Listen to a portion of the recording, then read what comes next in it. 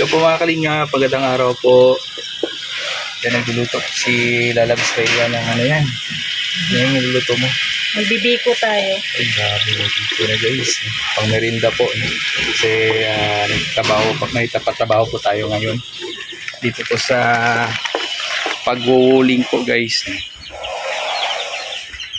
Yan, full blast na po yung pagwuwuling dito. Yan po, dalawa na po sila nagpapalitada po dyan. So ako lang po yung tagahatid ng halo.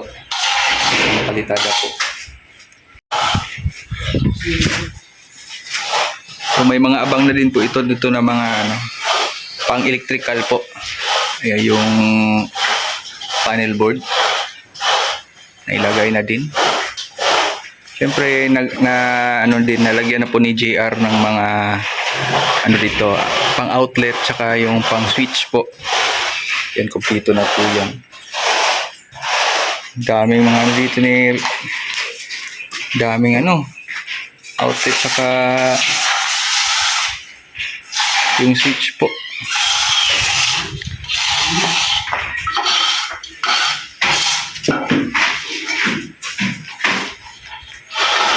So, ang kulang lang po yung pagwa-wiring, no? Kaso nga lang po, wala pa po yung kwintador po natin. Pero naka-apply na po tayo ng kwintador doon sa Canorico.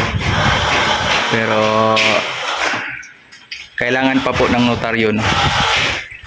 Para ma-approve na po yung yung kwintador. So doon din sa CR may gumagawa din doon. Guys, so yung natin yung pintuan, no, dito sa CR. Siya kulay white, no. Ang ganda sa mata. So, ayos siya. Ito lang yung steel. Ay, parang steel yan. Ano yan ito? Aluminum. Pasok tayo dito sa CR guys. Gagawa po sila ng dyan, partition. Yan. Ito kay tita. At ayan po, nilalagay na po yung partition. Classic.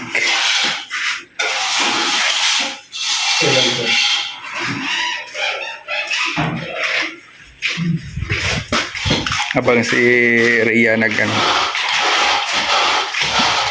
niluluto yung gata. Biko. Tunawin lang natin ito. Shout out kay Mr. J. Ayan, Mr. J, yung request mo. Kaso malayo si Mr. J, nandun sa Mindanao, kaya pinapaluto na lang yan sa amin yung yung natirang pilit tsaka ayan, yan? Iwan ko anong tawag dito sa pero Kalamihati? Hindi, ito yung ginagawa sa pang biko talaga, pang kulay, pang tamis. Para maging brown. Sigurado ako masarap yan. Iba din yan. Asukal din pero parang yan. Ito yung sa toppings ng biko. Paano paggawa niyan? Niyog din? Latik yung gata. Grabe. Yan, malapit na po yan maluto. Bango-bango na guys, no? Mabango na mabango.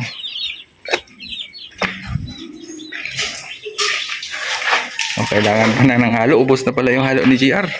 Bilis, oh.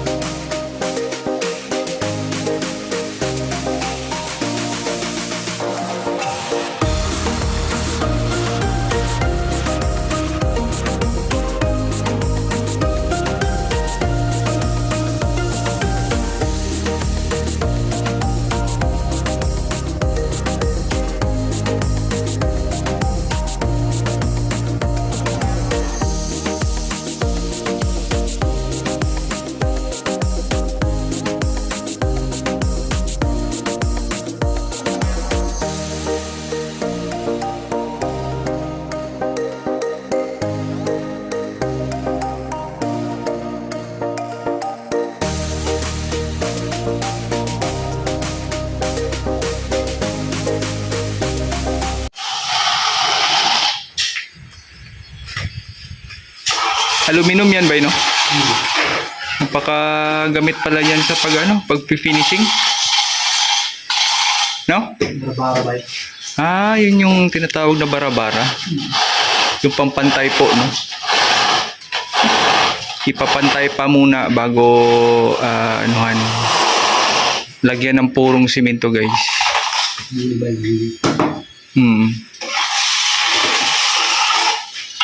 Pero kung wala yung bagay na yan, mahirap, ano? Hindi madali. Hindi magpantay yung yung layout ng tansi. Ano? Yan yung ginagamit pangpantay po, guys. Yung aluminum bar.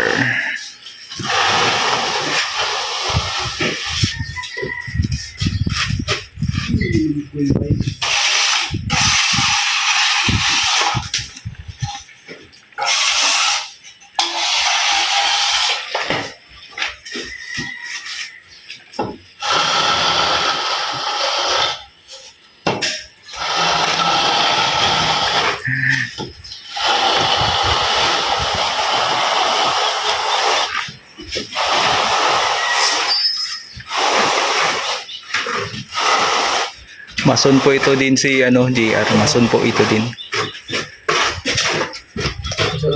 All around din ito si JR. Mason carpenter. All around. Kahit siya nilagay pwede.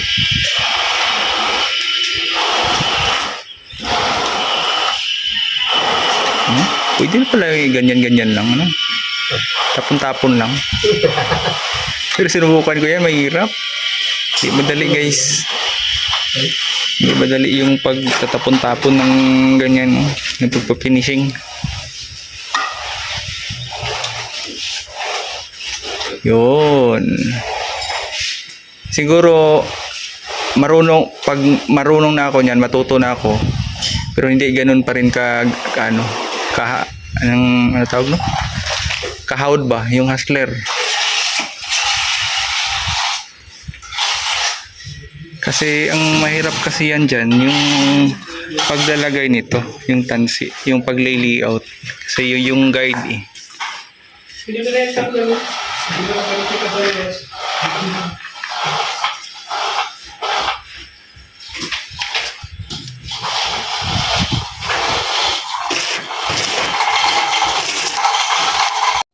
Yun, no?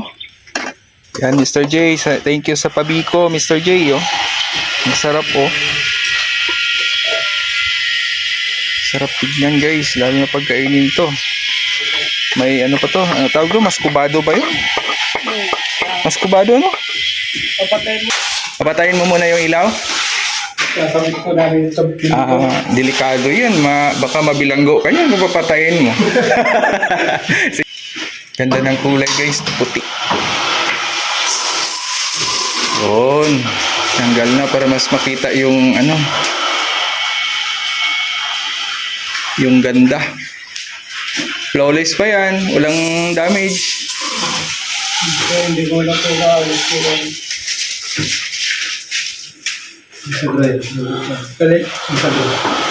Yun, guys, no, hapon na naman at natapos na po yung araw po ng Huwebes po at ito po yung recap sa natapos po na paggawa at sa buong ilang months na paggawa dito sa bahay. Ating silipin po.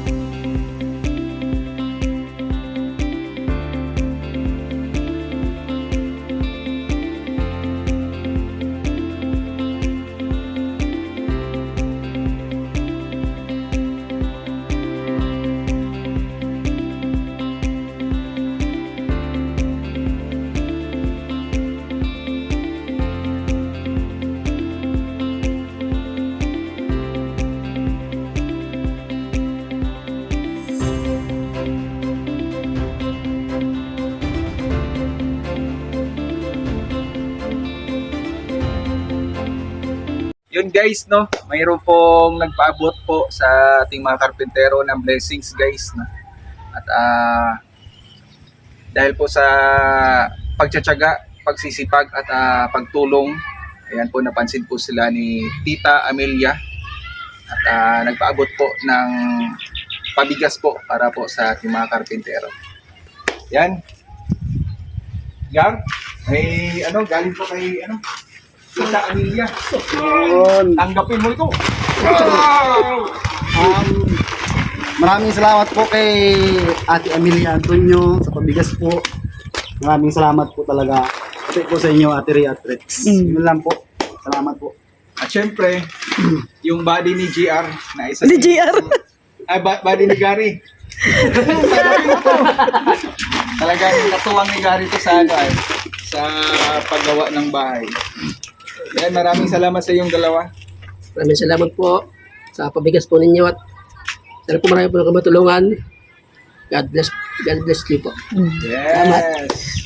Yan, maraming salamat Tita Amelia at sana po ipalain pa po kayo ng Diyos at bigyan po ng maraming blessings. Thank you so much po sa tinapot niyo po na bigas po. Talagang malaking bagay po ito para po sa kanila. Thank you so much po.